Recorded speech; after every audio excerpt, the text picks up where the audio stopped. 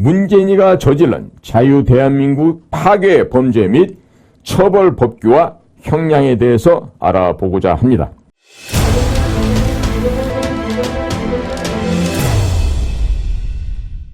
문재인이라고 하는 사람이 있어요. 문재인이가 사람인지 짐승인지 저는 잘 모르겠는데요.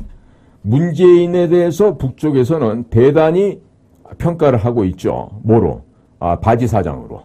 그리고 자기들이 흡수해놓은 협조자라는 얘기를 하고 있고, 문재인의 가치는 무능한 문재인한테는 별로 기대할 게 없지만, 문재인을 에워싸고 있는 쪼무레기로 보여지는 그 중간층의 간첩들이 있어요. 그 애들이 가장 쓸모가 많다.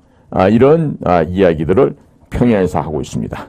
그러니까 뭐 삶은 소대가래니 뭐니 이런 얘기를 하는데, 그 얘기는 일설에 의하면 문재인이가 1953년생이 아니라 소띠인 몇 년생이다?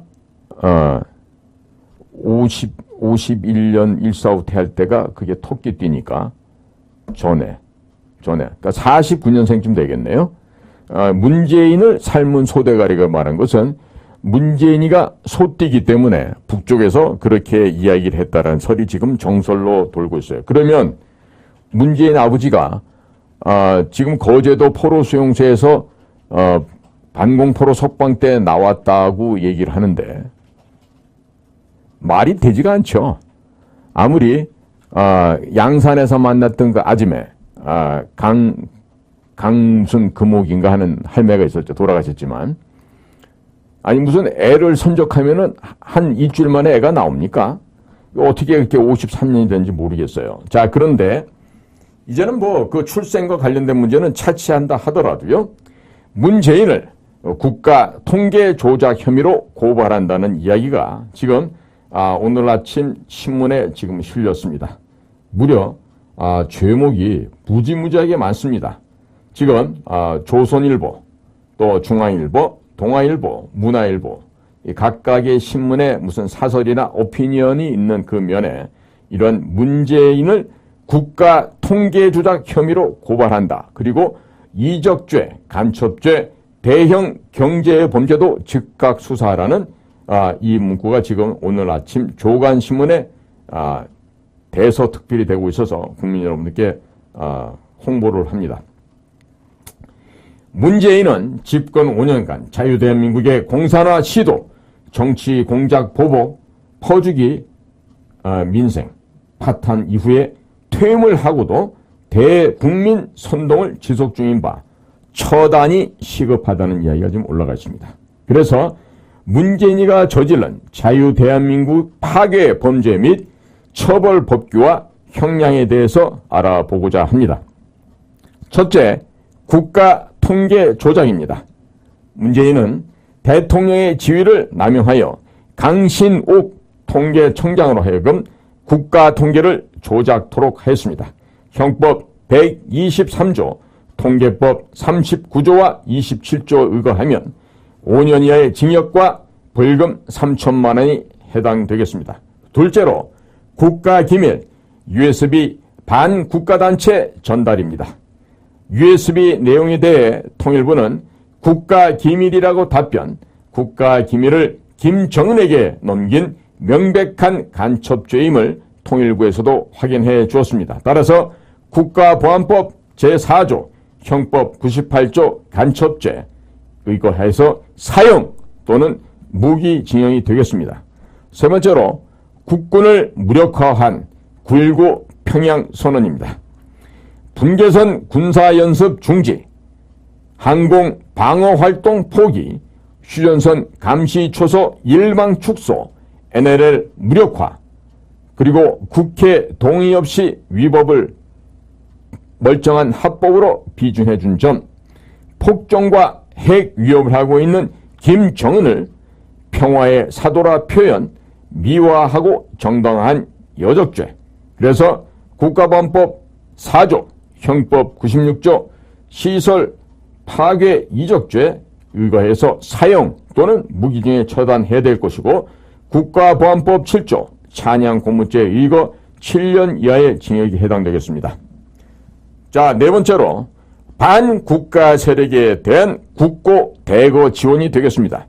민간단체 보조금으로 지급한 102조 원 중 태양광 사업 등 운동권 사업자들에게 막대한 부당 수혜를 주었습니다. 법령으로는 특가법상 업무상 배임죄로 무기징역에 해당됩니다.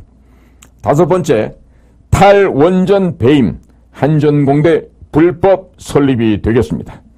신한울 원전 중단 피해로 5조 원의 피해가 발생했고 한전에 전가한 한전공대 설립비 1조 6천억 원이 부당하게 남용되었습니다.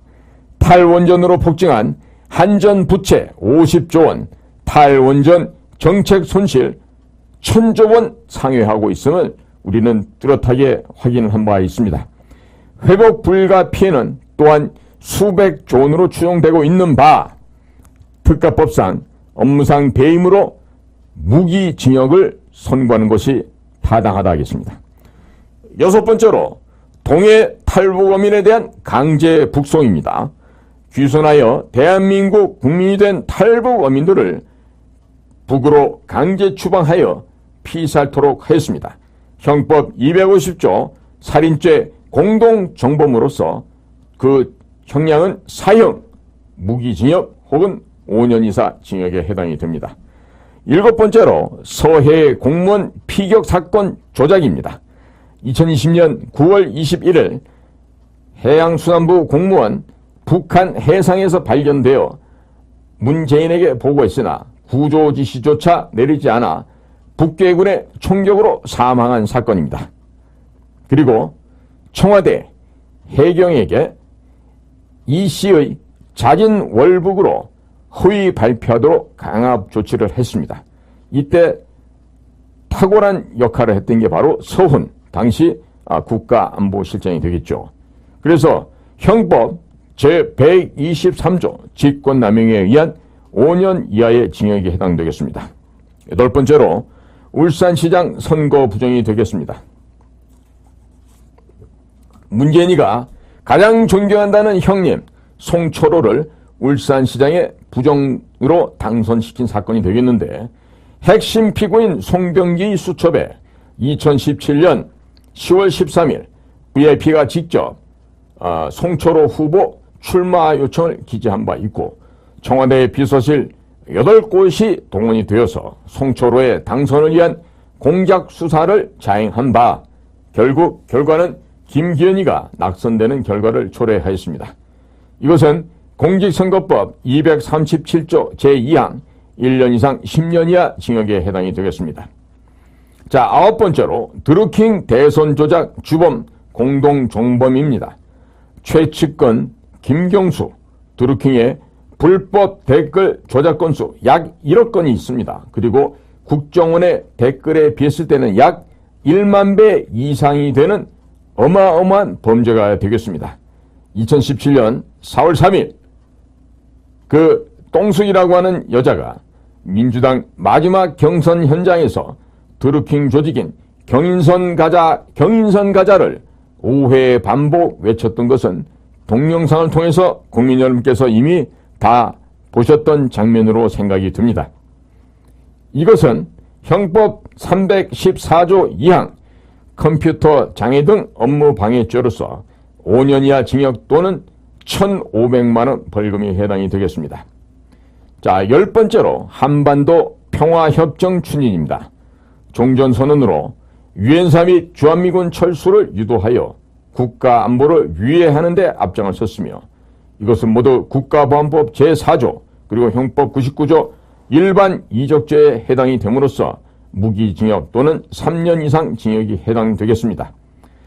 기타 범죄로서는 공산주의자 김원봉과 신영복을 가장 존경하는 인간이라고 찬양한 바 있었으며 표현의 자유를 억압하고 5.18 특별법을 제정하여 5.18 관련된 이야기를 하는 사람은 모두 잡아들이는 만행을 서슴지 않고 저질렀습니다.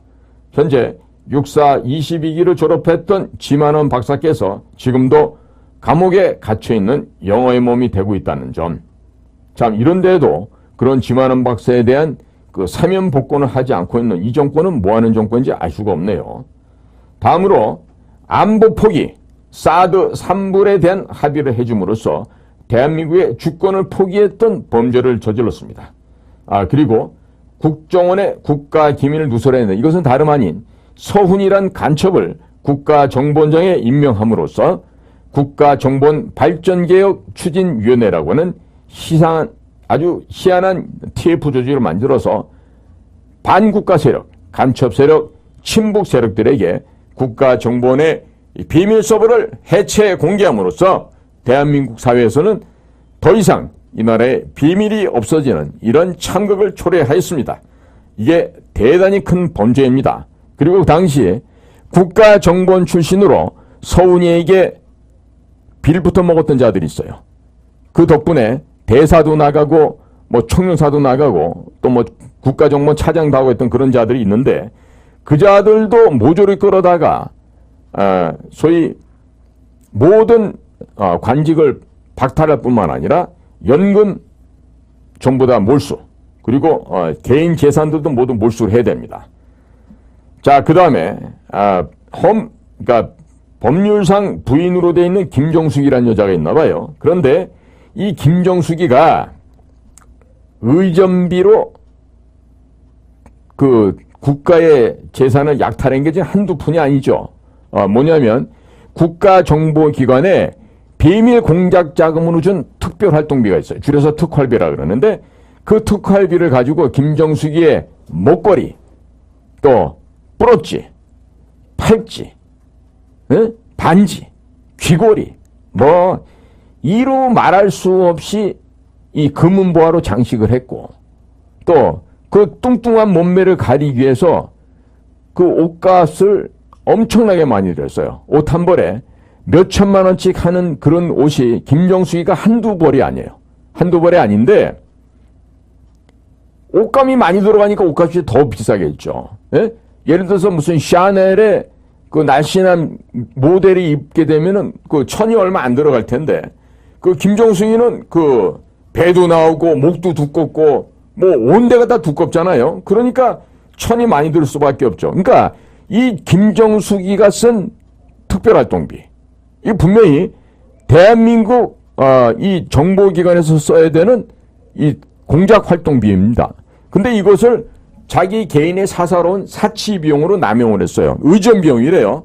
근데 이거를 공개해라 했더니 뭐 국가비밀이라고 그 대통령 기록물실에 가둬버렸죠. 이런 거 공개 판결을 거부하고 있어요.